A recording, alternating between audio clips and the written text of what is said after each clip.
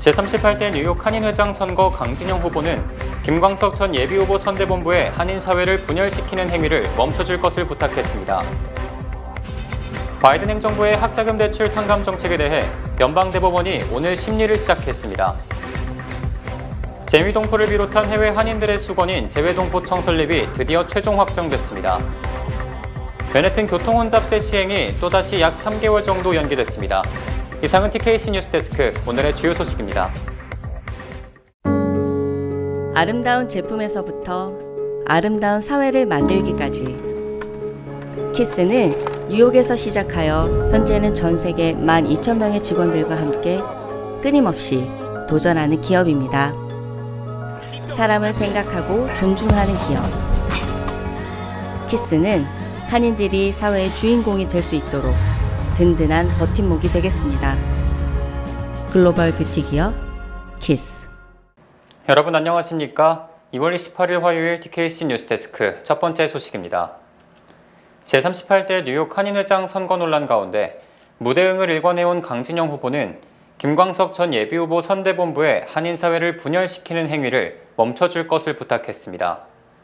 강진영 후보와 김영환 선대본부장, 이준영 대변인은 28일 플러싱 선대본부 사무실에서 기자회견을 열고 그동안 한인사회에 분란을 일으킨 한인회장 선거 논란에 대한 유감을 표했습니다. 강 후보는 김광석 전 예비후보의 낙마를 아쉽게 생각하지만 법과 원칙으로 낙마한 것이니 선관위의 결정에 또한 뉴욕 한인회 회칙을 존중해 줄 것을 부탁했습니다. 또 김 전 예비후보의 선대본부에서 3월 2일에 개최 예정인 시민법정은 한인사회를 혼란에 빠뜨리는 일이라며 이를 멈춰줄 것을 강력히 요구했습니다. 법과 기관을 존중하여 주십시오. 그리고 시민법정으로 동포사회를 혼란에 들게 하지 마세요. 본인이 한인회장으로 선출된다면 하고 싶은 일과 비전을 고민하시고 우리 한인 사회의 미래에 대해 말씀해 주십시오. 더 이상의 비방을 멈추어 주시고 우리가 해야 할 일들에 대해 고민하길 바랍니다. 이준영 대변인은 김 전 후보가 개최하려는 시민법정은 양두구육이라며 법적 효력이 없는 행사로 아름다운 한인사회를 오염시키고 있다고 말했습니다. 우선은 이 시민법정은 양두구육입니다. 포장은 좋지만은 내용물은 법적인 증거와 타당성이 없으며 지금 이 내용은 오히려 우리 아름다운 동포 사회에 혼란을 주고 지금 오염시키고 있습니다. 이 법정이라는 엄숙하고 훌륭한 단어를 특정 몇 명이 악용해 지금 동포 사회에 혼란을 주고 있습니다. 김영환 선대본부장은 1세대들이 이루어놓은 업적을 토대로 2세, 3세들이 한인사회의 새로운 역사를 써나가도록 한인사회에 힘을 보태줄 것을 당부했습니다. 우리가 가지고 있는 기득권이 박탈감이나 상실감으로 발전해서는 결코 안 되고 우리의 자녀들이 활동할 수 있는 넓은 운동장을 마련해주고 높은 무대를 만들어주며 우리 1세대들은 이들을 응원해주고 후원하는 건강한 사회를 만들어 가야 하겠습니다. 강 후보는 이번 선거로 한인사회가 분열되는 것을 보면서 마음이 아프다며 한인사회의 단합이 가장 우선적인 과제라고 강조했습니다. 우리는 지금까지 법을 따라서 해칙을 따라서 그리고 선관의 결심을 따라서 우리가 여기까지 왔는데요.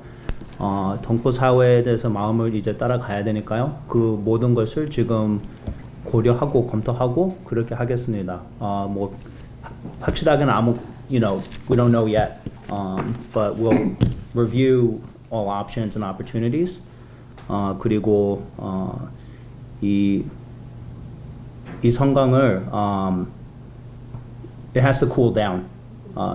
동포 사회가 we have to come together. So we will review all options.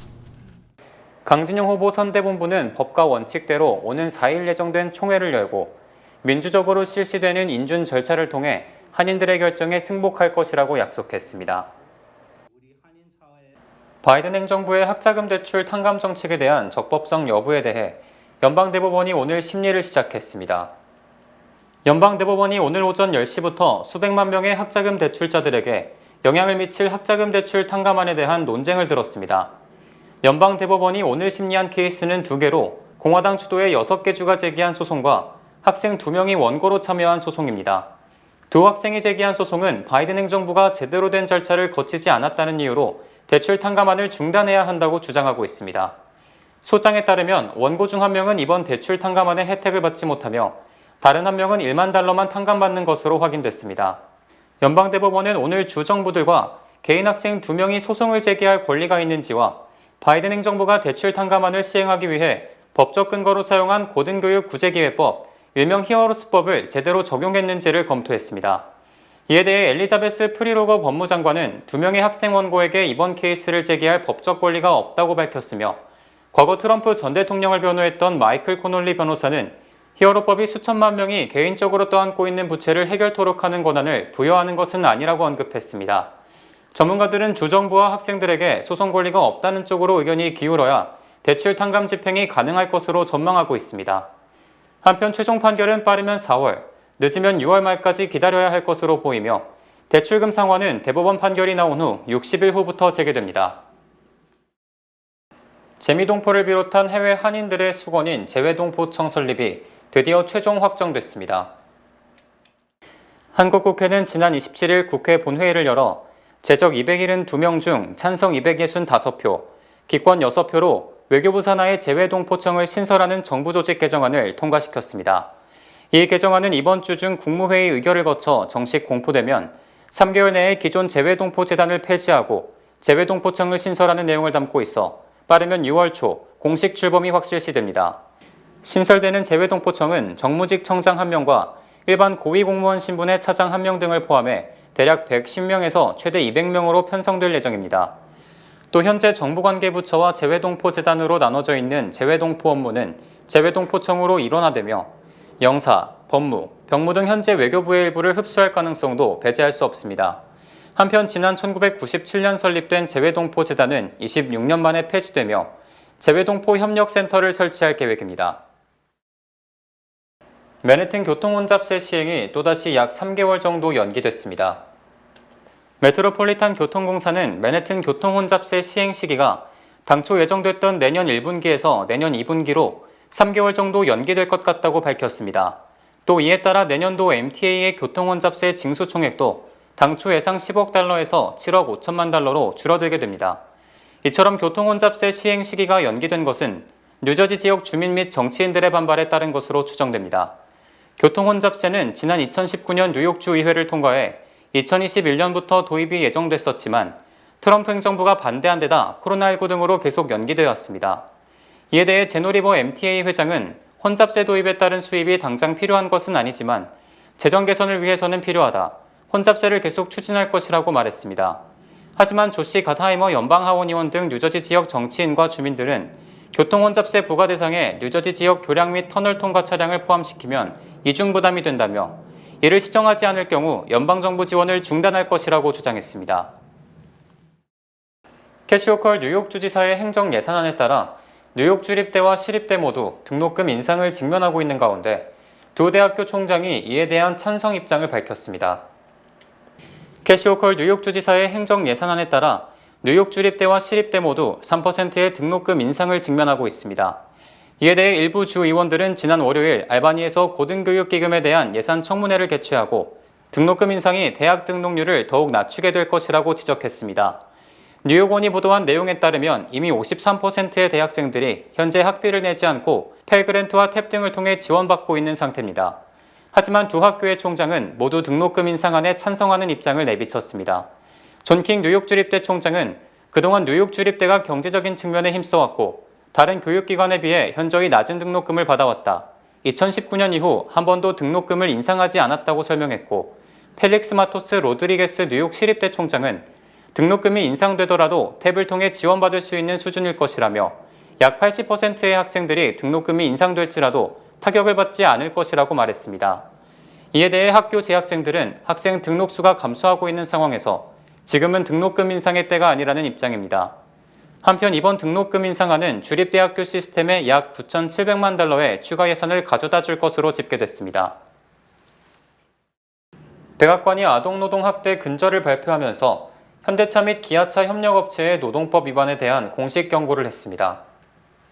백악관은 어제 브리핑에서 노동부와 보건복지부는 아동노동 위반을 단속하고 미입국 난민 자녀의 스폰서에 대한 철저한 심사 등 대책을 발표했다고 말했습니다. 백악관은 아동노동은 학대며 절대 용납할 수 없는 행위라고 규정하고 고용주와 기업 등에 대한 조사 강화를 위한 태스크포스를 설치할 것이라고 강조했습니다. 특히 연방정부와 알라바마주 정부가 현대차와 기아차 부품협력업체가 아동고용 혐의로 법원의 제재를 받았다고 공식 언급하고 이 같은 행위를 용납하지 않을 것이라고 밝혔습니다. 한편 뉴욕타임스는 지난 25일 최근 2년간 부모 없이 미국에 들어온 미성년자가 25만 명에 달하며 이 중 많은 어린이들이 열악한 환경에서 노동 착취를 당하고 있다고 보도했습니다. 또 지난 2018년 이후 아동노동 위반은 70%가 늘었고 2022 회계연도에만 835개 기업이 아동노동법 위반 혐의로 적발된 것으로 집계됐습니다. 미국이 아프가니스탄에서 철군하면서 남겨둔 군사 장비가 72억 달러에 달하는 것으로 파악됐습니다. 연방정부가 아프간 지원을 감독하기 위해 설치한 특별감사관실은 회수를 포기한 장비 등을 조사한 보고서를 작성해 조만간 의회 등에 제출할 것이라고 월스트리트저널이 보도했습니다. 이 신문은 미국이 지난 20년간 아프간에 186억 달러 상당의 무기를 지원했으며 지난 2021년 8월 미군이 철군한 뒤 보름도 안 돼 아프간 정부가 붕괴되면서 상당수의 군사 무기와 장비 등을 포기했다고 밝혔습니다.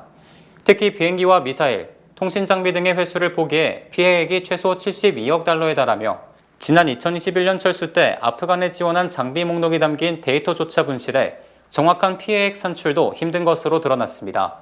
특별감사관은 또 미군 철수 뒤 아프간 정부가 저항 한 번 못하고 무너진 것은 미군의 사전 준비 부족 때문이라고 분석하고 특히 군 장비 보급과 수리를 담당하는 민간 계약자들이 미군 철군보다 2개월 빨리 철수한 것이 직접적인 원인이라고 지적했습니다.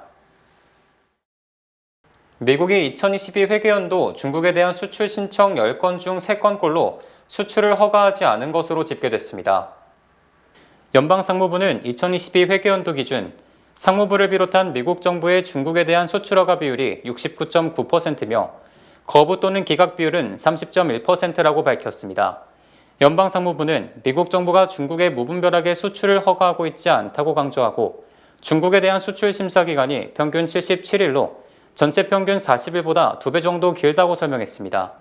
상무부는 현재 중국 관련 639개 기관을 수출 통제 기관으로 지정했고 특히 이 중 155개 기관은 바이든 행정부 출범 이후 추가된 것입니다. 상무부는 또 54개국 1151개 기관에 대해서는 미국의 기술 수출 및 사용에 있어 철저한 검증을 하며 현재 이 중 75%는 적절하게 기술을 사용하고 있는 것으로 조사됐습니다. 노동력 부족에 따른 구인난 등으로 임금이 오르면서 미 전체 경제에서 노동자가 차지하는 몫이 증가했으며 이는 매우 이례적 현상이라는 지적이 제기됐습니다. 블룸버그 통신은 미국 국내 총생산에서 근로소득이 차지하는 비중이 지난해 6월 기준 44%로 2013년 42%보다 더 커졌다고 보도했습니다. 이는 지난 수십 년간 저금리에 따른 증시 호황과 기업 성장의 과실이 기업 경영진이나 투자자에게 돌아가고 저임금 노동자들은 성장의 과실을 향유하지 못한 것과 비교하면 매우 이례적인 일입니다. 이처럼 노동자의 경제 비중이 커진 것은 기준금리가 40년 만에 최고 수준으로 치솟으면서 증시로 몰리던 돈이 은행 예금 등으로 돌면서 기업이나 투자자들의 이익은 줄어든 반면 구인난으로 인해 노동자들의 임금은 크게 올랐기 때문입니다. 진보 성향 싱크탱크인 경제정책연구소는 지난해 생산직 및 비관리직 노동자들의 임금 상승 속도가 2007년 이후 다른 직군보다 가장 빨랐다고 밝혔습니다. 애틀란타 연방준비은행도 소득 최하층 노동자들의 임금 상승 속도가 최상층을 수십 년 만에 최대 수준으로 앞서고 있다고 추산했고 상대적으로 증시와 기업 실적은 2020년 1월 이후 가장 부진한 상황입니다. 제니 델런 재무장관이 물가 상승률이 여전히 높지만 연착륙 가능성이 보인다는 긍정적 전망을 내놨습니다. 어제 우크라이나를 깜짝 방문해 지속적인 경제 원조를 약속한 옐런 장관은 시장 호황을 유지하면서 인플레이션을 끌어내리는 연준의 노력이 현재까지는 성공 가능한 것으로 보인다고 말했습니다. 옐런 장관은 분명 위험이 있고 불확실한 국제 정세로 인한 충격도 예상된다. 인플레이션이 여전히 높지만 지난해부터 하락하고 있기 때문에 물가를 낮추려는 연준의 지속적 노력이 성공할 것으로 믿는다고 강조했습니다. 옐런 장관은 또 미국이 인플레이션과의 싸움에서 지금까지는 좋다고 말하고 싶다며 자신감을 표명하기도 했습니다. 옐런 장관은 연방정부 부채 한도와 관련해 일단 연금 납입 연기 등 재무부 특별 조치가 6월 초까지는 효과를 발휘하겠지만 의회가 부채 한도를 상향 조정해서 근본적인 해결을 해야 한다고 주장했습니다. 스탠더드&푸어스 500 지수 소속 기업의 올해 자사주 매입 규모가 사상 처음으로 1조 달러를 넘은 것으로 예상됩니다. 골드만삭스 등의 분석 자료에 따르면 올 들어 지난 17일까지 S&P 500 지수 소속 기업 및 러셀 3000 지수 소속 기업의 자사주 매입 규모는 같은 기간 역대 최대치인 2,200억 달러에 달했습니다. 사상 최대의 호황을 맞은 석유 기업 쉐브론은 무려 750억 달러를 자사주 매입에 투입했고 페이스북의 모회사 메타는 400억 달러, 골드만삭스는 300억 달러 매입을 발표했습니다. 비록 지난해 4분기 자사주 매입 규모가 1,890억 달러로 전년 동기보다 약 18% 줄었지만 이는 오히려 올해 자사주 매입 규모를 더 늘려서 1조 달러를 초과할 것으로 전망됩니다. 또 기업들의 실적 부진도 주당 순이익 성장세를 유지하기 위해 발행 주식 수를 감소시키는 효과로 이어지는 자사주 매입에 적극 나설 가능성이 제기됩니다. 지난 6일 튀르키예, 시리아 강진으로 5만 명이 넘게 숨진 가운데 어제 튀르키예 동남부에서 또 규모 5.6의 여진이 발생해 인명피해가 발생했습니다. 곳곳에서 정부의 부실 대응을 비난하는 시위도 벌어지고 있습니다. 이홍갑 기자입니다.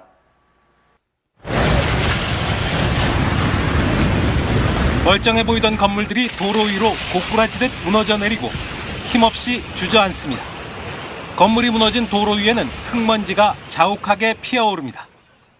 튀르키예 동남부 말라티아에서 어제 규모 5.6의 여진이 또 발생했습니다.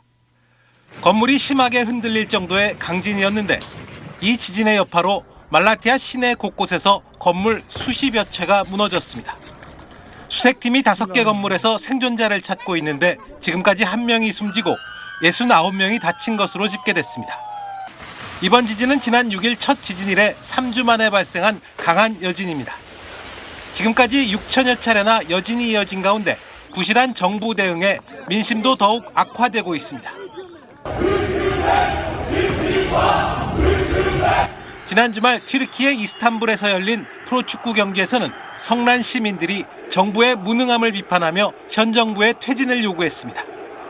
Olumsuz hava şartları, hasar gören altyapının getirdiği zorluklar gibi sebeplerle maalesef ilk birkaç gün Adıyaman'da arzu ettiğimiz etkinlikte çalışma yürütemedik. 세계은행은 이번 지진의 직접 피해액이 튀르키예에서만 우리 돈 45조 원에 달할 것으로 추산했습니다. 튀르키예 국내 총생산의 4% 정도에 달하는 금액으로 전체 재건 비용은 피해 규모의 2~3배에 달할 것으로 전망됐습니다. SBS 이홍갑입니다. 주요 단신 전해드립니다. 필머피 뉴저지 주지사가 뉴저지 트랜짓 열차와 버스 요금을 내년 6월까지 동결하며 이에 따른 뉴저지 트랜짓 운영자금 등을 새 회계연도 예산안에 포함시킬 것이라고 밝혔습니다. 뉴저지주 해켄색 소재 버켄카운티 법원이 어제 민석준 시의원과 앤디민 시의원의 자격 여부에 대한 유권 해석 소송에서 민석준 시의원이 적법한 절차를 거쳐 선출됐기 때문에 시의원 자격이 있다는 판결을 내렸습니다. 지난 1997년 12살 여자 어린이를 성폭행하고 살해한 혐의로 유죄 판결을 받고 20년 이상 수감됐던 푸트남 카운티의 남성이 어제 재심 끝에 무죄 선고를 받았습니다. 미국이 지난달 군사작전 끝에 마야광 엘차포의 아들이자 시날로 아카르텔의 두목 오비디오 구스만의 신병 인도를 멕시코 정부에 정식 요청했습니다. 두 차례 강진에 따른 튀르키예의 직접적 피해액이 무려 342억 달러에 달하며 복구 비용은 피해액의 3배에 달할 것이라고 세계은행이 추정했습니다. 지난 26일 새벽 3시쯤 뉴저지주 팰리세이드 파크웨이에서 뉴욕시경 소속 34세 여성이 운전하던 차량이 13번 출구에서 나무와 충돌해 차량이 2조각 나고 조수석에 타고 있던 남편이 사망했으며 본인도 생명이 위독한 상태입니다.